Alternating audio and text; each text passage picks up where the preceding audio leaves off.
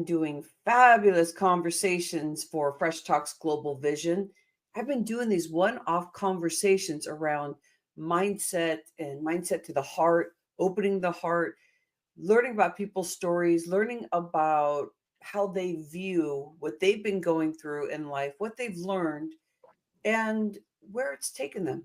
These stories have been incredible. What I'm finding is that this is like a mastermind. It's like crazy how much we learn from ourselves and our innards, if that's a word, and we get to like visit what we want every day. We get to create a new identity based on the stuff we learned before.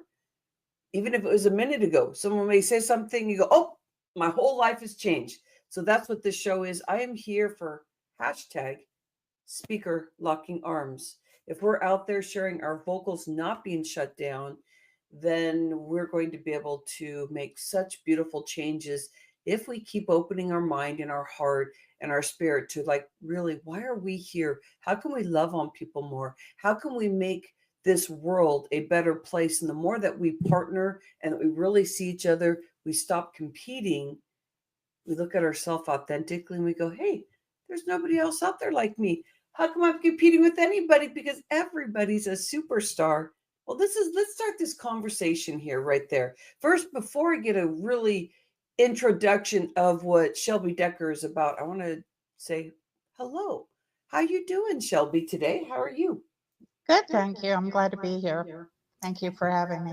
Oh, you are so welcome. Shelby, we're going to be playing in such intense conversation as we should all the time, because I think those things play so nicely together, because the safety of playing and really listening helps bring that safety around some real good, serious conversation that we're all ready for. If you're ready for change, and I say everybody is ready for change that's watching these shows, I bet. I usually get some really great comments too, so make sure you're adding in whatever you feel, a comment or a question. All right, so let's get into what Dr. Shelby Decker sent to me, because it's very inspiring. Get ready to be inspired by Dr. Shelby Decker's incredible story of resilience and triumph. When life handed Shelby a series of unexpected challenges, from a serious health diagnosis to balancing the demands of caregiving and pursuing her dreams, she didn't just survive, she thrived. Shelby's journey is a powerful reminder that life's obstacles can be the fuel of our greatest achievements. Welcome in again. Let's talk about some things here that you say things about having a diagnosis and caretaking and things like that. Can you share with me your story and what brought you here today? Because we've had some great conversation, and I knew we need to really have this great conversation together. Well, I think one of the main things is that we always think that problems are going to come individually and that we're going to be able to handle that problem, get it off our plate, and move it to a side and be ready for the next problem that may come along. And we have these breathers in between each issue where it doesn't, life doesn't happen that way. I wish it did, but it doesn't. A lot of times we have problem on top of problem on top of problem on top of problem. And some of us just have to deal with it all. And not because of delegating or due to the fact that there's not other people that are there that can help us, but it just seems that the brunt of the load falls on one particular family member, because they're the one that seems to be the strongest, the resilience, or the, I want to say, matriarch of the entire family. But they're the problem solver. They're the ones that are steady, hold fast, and calm during any situation, has solutions that people can just easily implement. And it's really part of the business world of being a leader, but it also transforms into the family side, family life. So even though you may be dealing with a lot of issues on one side or one particular area, it doesn't mean that the other side is going to be calm and stable either. So this sounds like that we're speaking about the strength of what you've been building along the way. How's it feel? Because you were talking about leadership, and we're getting more into your story. If we can just kind of blow some more steam and air and understanding in that. So, being a leader and being able to manage, some really heavy situations, how has that been through your life, learning about who you are, and maybe taking the leadership on stuff and how to manage that emotionally, that maybe there's more stuff being put upon you to kind of help you rev up to be a leader and what you do, because what you're dealing with right now, I have a feeling that we're talking about a diagnosis that you're working through right now, and I want to get to that, but I want to Mhm. understand you more as a leader, and with your mindset matters, the conversation around how'd that feel as you were growing up and you noticed that you were kind of this person that was leading. How'd you deal with that emotionally with a lot more stuff maybe being put on you, if I'm understanding your story? Well, from a very young age, I always loved the pieces of business, and my dad was in business, and it was a common trait that we could always talk about. Besides business, we always talked about sports. I grew up in the New York area, so it was very common to go to any sporting event that was available during that time: Wow. hockey, football, baseball, and it was one thing my parents gifted us is that there was not always a chance to go to the games and experience live, which was great. But that brought the excitement home for us to talk about things regarding the teams with our parents, primarily dad. And that's where I really learned about yeah, I might say statistics and the batting averages, what things meant, why it was important on the end of the season, and why it gauged the popularity of a player per se, and even the I want to say pay raise or pay rate regarding Hmm. it, and that all brought into also the leadership. And I'm dating myself, but I was in the New York area when the New York Yankees were champions, like year after year after year. Uh-huh. And in order to be in that type of environment, you kind of go and see how the team bonds together, but also that there's certain people that are pulling the team together, and Hmm. how there could be outside influence, even within the team, outside influence that could create chaos or distractions. But other people, to say, okay, listen, that's over there. They're doing their own thing. We can't lose focus over here. And that's where the leadership really came from, is knowing that I want to say there's championships or champions out there, Hmm. but also knowing what it takes and what to benchmarks to notice and to strive for in order to create a culture that's a winning. Yeah, so I love that you are talking about sports, because that's a great way to see how you can step into leadership and really respect and appreciate it easier. Because I think this conversation is so important for people when you start leveling up in what you're doing, or that you are not feeling well, and you know that it's not it's your journey, but it's also that you are taking the lead in what you need to do to take care of yourself, like this leadership thing, not it. And I want to make a statement here, but I think it might not. I want to see if it fits. Now, go ahead. That almost that when you got some diagnosis, that you were like, okay, I've seen all this leadership stuff. I've been strong, so I'm going to manage this. I can work through this. Can you share with us from what you were learning about leadership to really stepping into when you're finding out you have a diagnosis? And you can share what that is. That would be wonderful if you want to do that also. Right. But how Well, the journey of where you are now, but where you started with that. okay. So when I first started, you have to understand, my mom has had chronic illnesses throughout her life, and I'm going to say it was one thing after another after another, and this is before we even knew anything about the immune system and how it was interrelated to anything. And I'm going, like I said, I'm going back to the 80s, but this had all involved over That's the not that long ago to me either, Shelby. I'm telling you, it feels like it was just yesterday.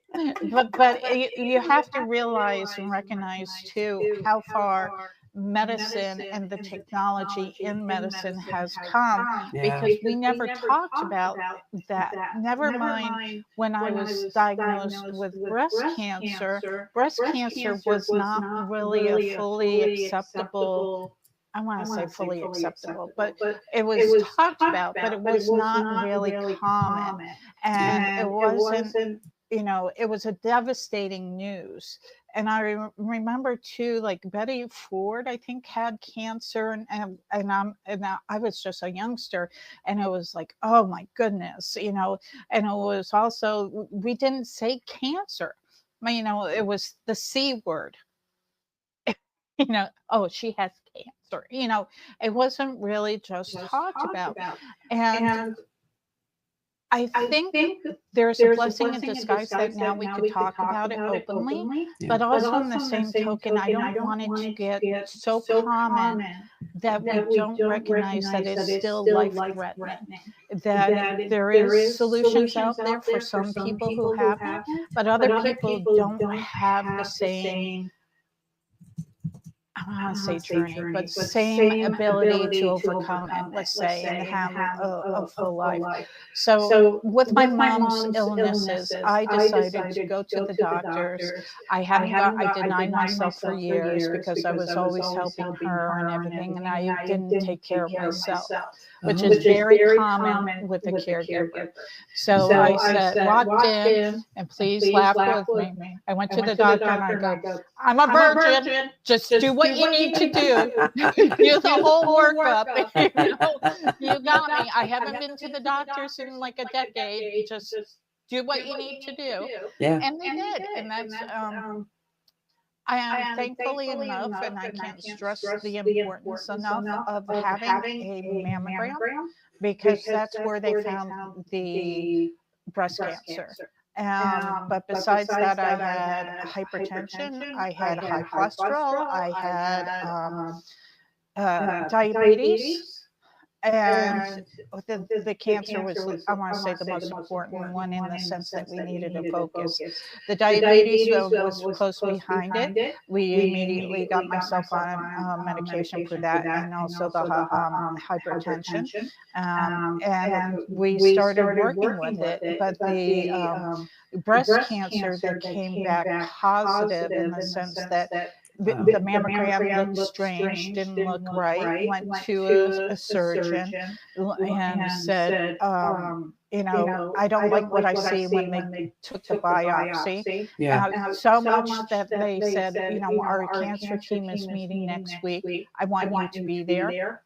No questions asked. And they didn't review the file at the time, but they discovered that the cancer that was throughout the breast.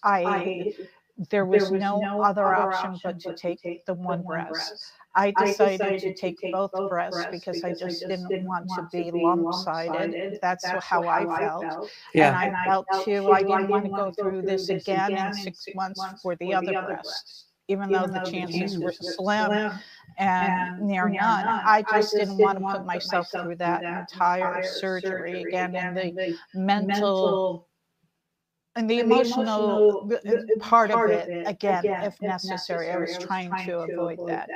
And so that's what happened. Meanwhile, my mom, of course, was having issues still. My dad was taking it on.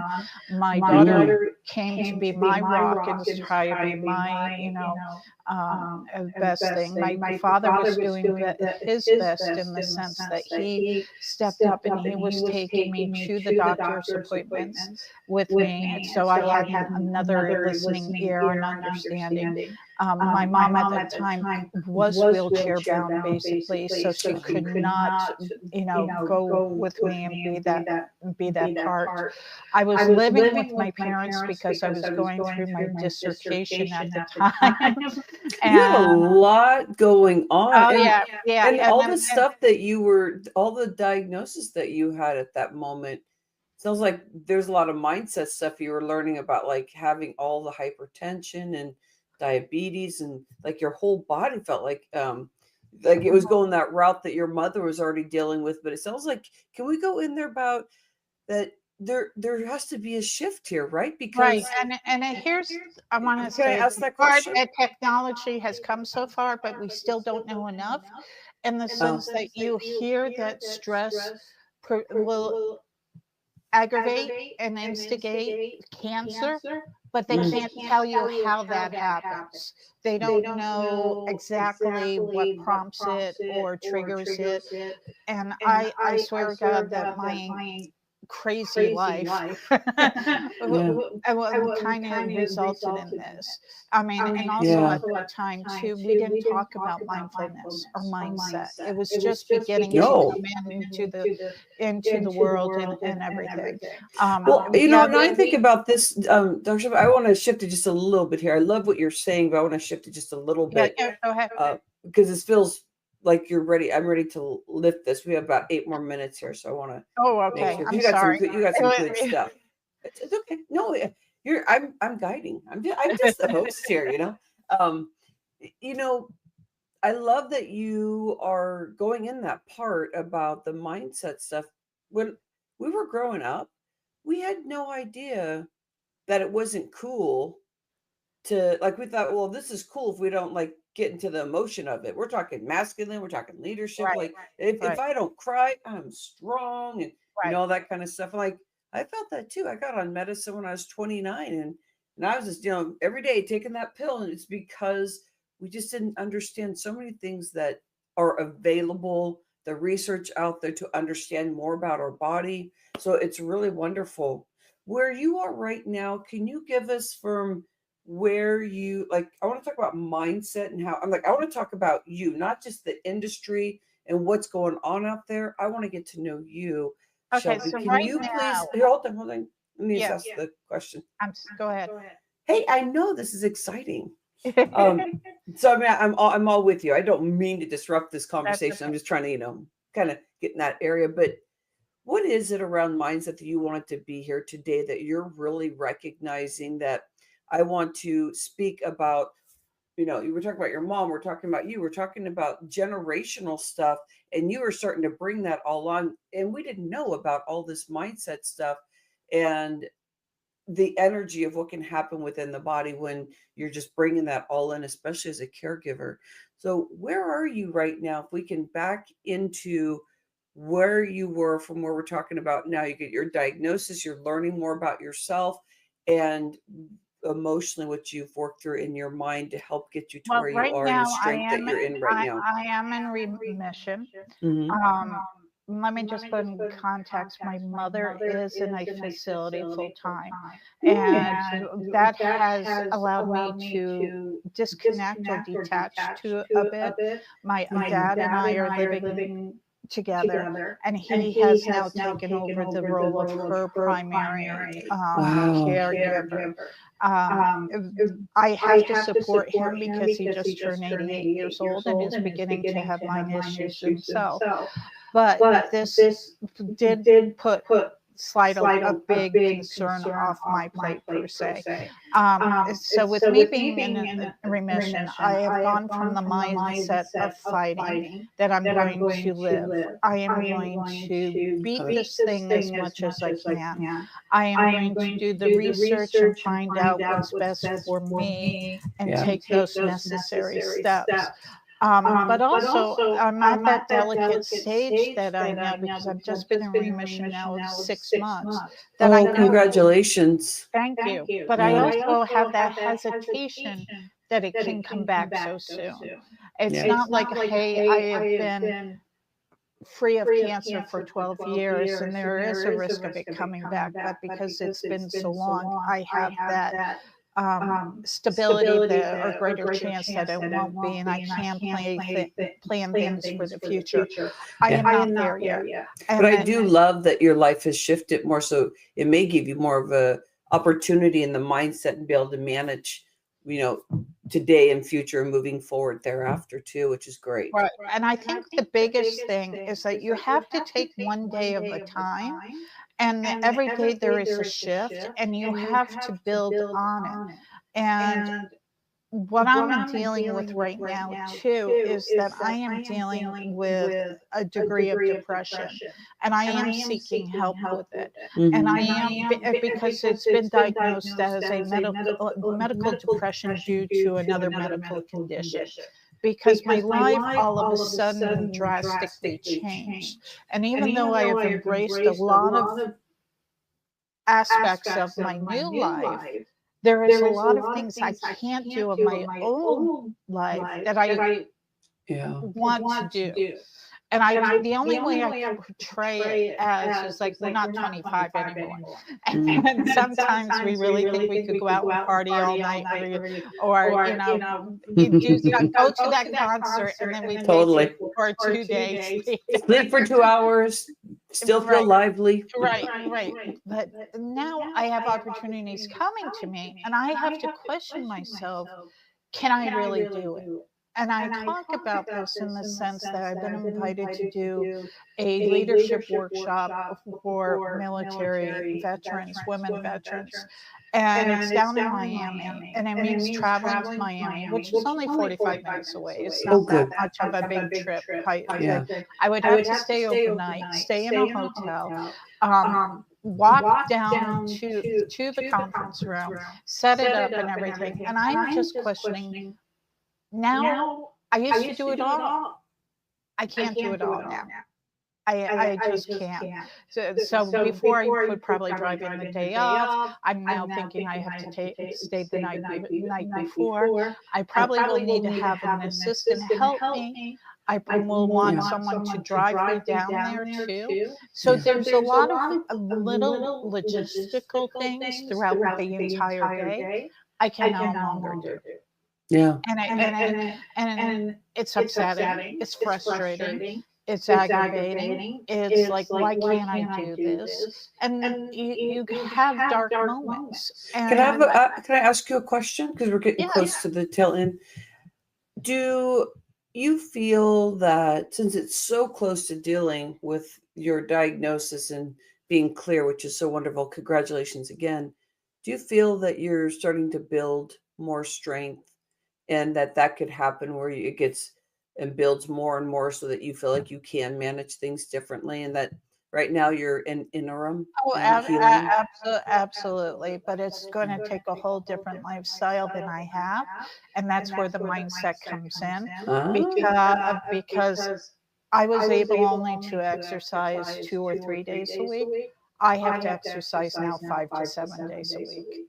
Yeah, the exercise looks different. I've been in the health industry for 25 years, and I think about this because people will, have chronic disease or chronic pain. There's just something going on.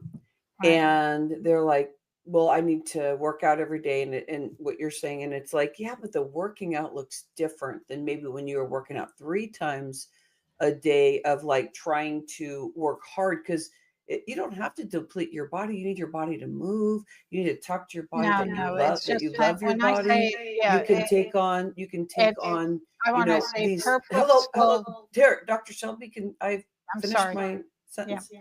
So, and thank you. But I see that your mindset, the way that you're going with this, especially as a leader, I can see that you're going to be finding your way. You sound so strong. And especially when I'm interviewing you, what I see is that there's serious leadership in you. You're like, oh, I mean, even the talking over me, and I'm trying, because I know that we are on internet. And so it's so easy to talk over each other, but I know I can feel the energy of like living of life. Like you're ready to live life. Like your conversation, like if I didn't say anything for this 30 minutes, that freedom, I can feel it in your body. Like you are growing and expanding just right here in front of me as I'm watching you. And I'm so proud to be able to have you on Mindset Matters, because I get to see where you are in your journey, because I want to have you back. I want to have you back in maybe 6 months or a year when you're just so we can tap in. Here's where you are now. And there's going to be something different showing up, because your mindset, you are seeking what's the best next thing. And that's what you're in right now. and we have you in the middle of what you're working in. And I love it and I appreciate that. Thank you so much. Well, How are thank you you for feeling about having this me conversation? and Yeah. this conversation, Yeah. like, yeah, what I wanted to say when I interrupted, and I apologize, is that, so many times we have a conception of how we should do things, and it Mhm. doesn't mean that we have to do it that way. Mm-mm. Mm-mm. And the And exercises learning. you were just talking about, like, many people think about immediately going to the gym or taking a Yeah. jog or anything, and it could be just a simple thing of going down up and down 3 flights of stairs. Yeah. And Mhm. creating something that just feels so right.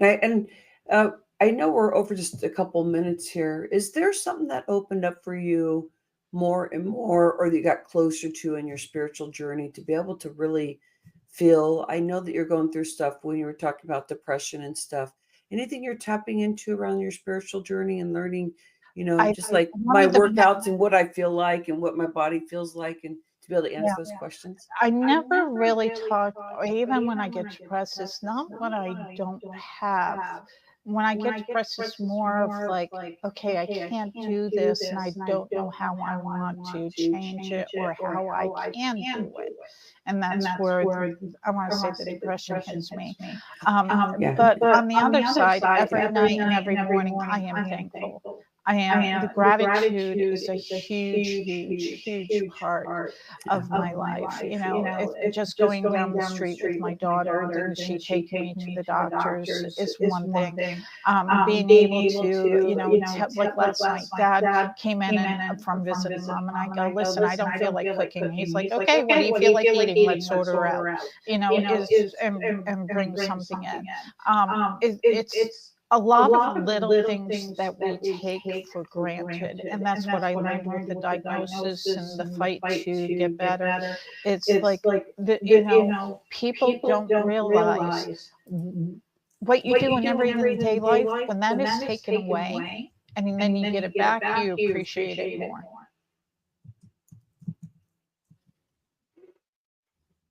You're thinking.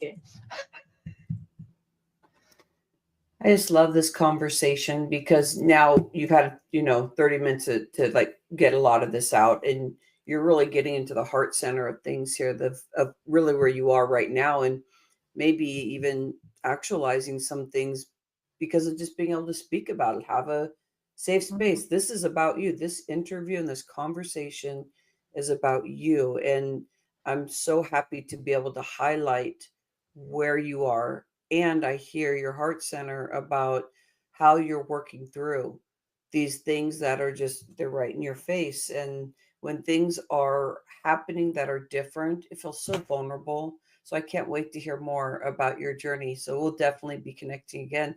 Thanks for being with Fresh Talks Global Vision. And we're talking about mindset matters to the heart. You did an incredible job. Thank you for having me, and thank you for doing this series. You're welcome. And thank you for showing up and being authentic and I'm truthful. sorry, I didn't hear. Thank you for showing up and being authentic and truthful. And exactly the energy that you feel and what you're going through, it's perfectly divine. I really appreciate it. As you could tell, I'm very passionate about this, and people need to start recognizing and accepting certain things and embracing where they are and going forward. And you brought up something very special, is like really just learning about your journey too, and knowing that your journey is going to look different than others, and knowing, what a workout's going to look like too, like a conversation like this, like being able to express and just being as open as possible. And sometimes even in our families, when we start being more emotional and speaking about things and wanting to express ourselves, it might be new for everybody, because we come from a time when you didn't talk about that stuff, and you got to hold strong. But I know the reason why you have done so well with your cancer these 6 months is what you're talking about. Like, it, that that's the route you want to go, in understanding how much more you're learning about your journey. I feel like I'm learning that all the time, with being diagnosed with hypothyroidism and not taking medicine and really going more of the holistic route. The holistic route isn't just go do this exterior stuff. It's like, it's time to dig in deep. And the way we grew up, it wasn't, if you cried, you were told not to cry, be strong, pull yourself up on your bootstraps. And that's okay if you learn the tools to make sure that that doesn't hover over you when you're getting more sensitive and you're getting more in touch with the divine space, is what I would say. Like just being able to listen to yourself, being able to really listen to your intuition, because that's where it's going to take you. And I hear you tapping into that. So I appreciate you so much. Thank you. Thank you so much. Dr. Shelley.